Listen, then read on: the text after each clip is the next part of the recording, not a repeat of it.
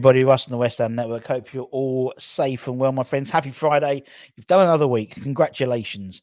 And just over a week until the Premier League kicks off as well. Obviously, you played by Leverkusen in our last open doors friendly. I don't know if there's anything behind closed doors next week. I don't know.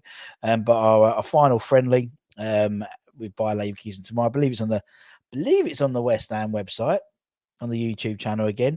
Hopefully they won't put the mid-roll ads in, and so halfway through, Ben Rama's on a break. The ads don't come in asking for you for if you want to get your car checked for the diesel claim or whatever like that, with annoying ads that YouTube produces.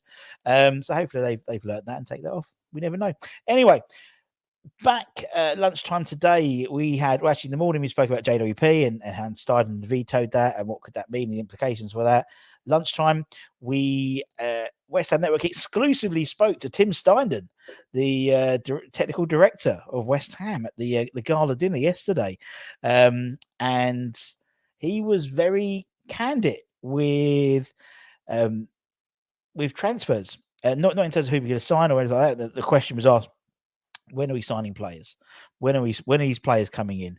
And to be fair, he could have given the party line. He could have just said, "Oh, we're working hard and and these things take time." No, he didn't say that. He went, "Give me 2 days, promise."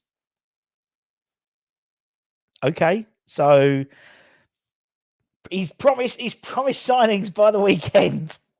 Is he going to break his promise? Probably, but that's what he's promised us. So, rather than from an ITK or a journalist, it's from the horse's mouth himself. That's what he said.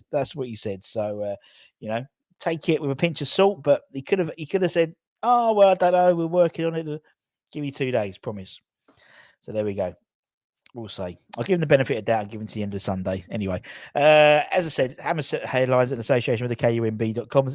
Boys, 3 stories, two transfer rumours, and 1 new appointment, or soon to be apparently announced appointment in the recruitment staff. So let's start with a couple of transfer rumours, shall we?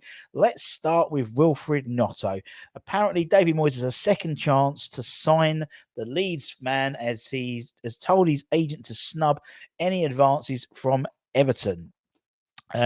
This could be finding some good news potentially because of this development. According to a report from the Daily Mirror, the Hammers are keen to sign the Leeds attacker. I love him. I think he's a great player.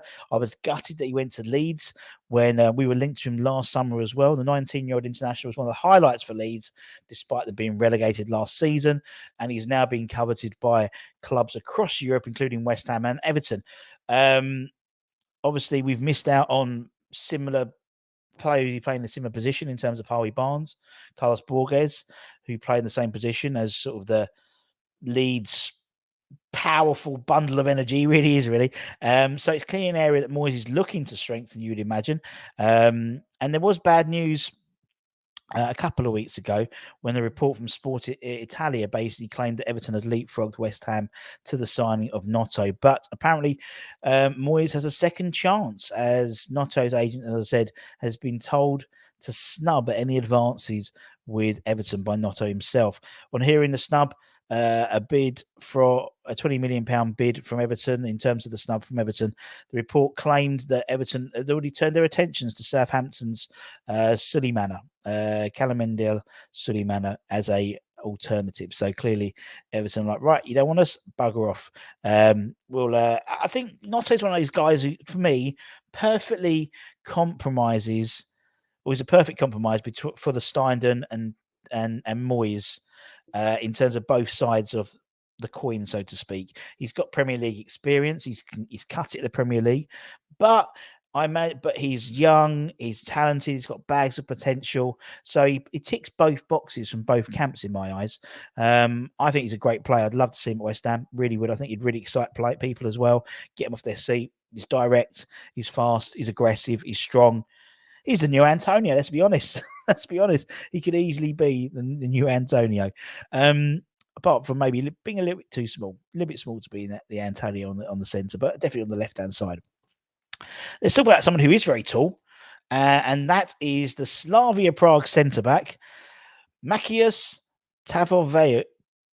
Tajoverov. Yeah, Maciej Taraveov, that would do. If you say it with enough conviction, people think you know what you're talking about in terms of the translations. But according to AS Sport, West Ham want to sign the Ukrainian centre-back from Slavia Prague in the summer.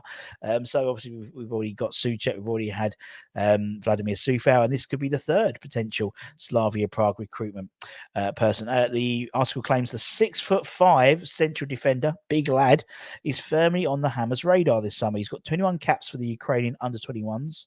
He's incredibly strong in the air, as you can see by being 6'5". You'd hope so. He's not the fastest, I'll be honest, but questions will be asked about whether he's good enough to be playing in the Premier League. Obviously, we've signed 2 players from Slavia Prague who have done us a good service, so he may think that Moisey, particularly, may think that Slavia Prague is a good breeding ground for hard-working players who can succeed. You know, in theory, we've had 100% hit rate with signings from Slavia Prague, so we'll see. But he's a big lad. He's a big lad. And lastly, let's talk about recruitment. Let's talk about the recruitment staff.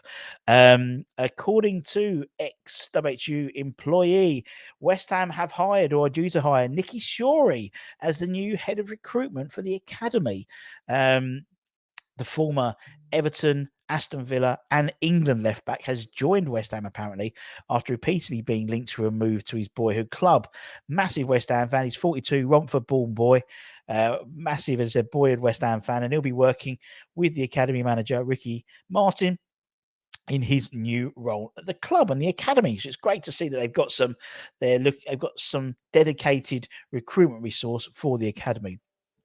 I mean, Shorey's itself, he played for the likes of Orient, Reading, Villa, West Brom, Bristol City, Portsmouth, Colchester, and obviously a full England international. Never got to turn out for the Claret and Blue, despite being linked several times for a move for West Ham. So he's finally got his wish, albeit, you know, in the backroom staff rather than on the playing staff.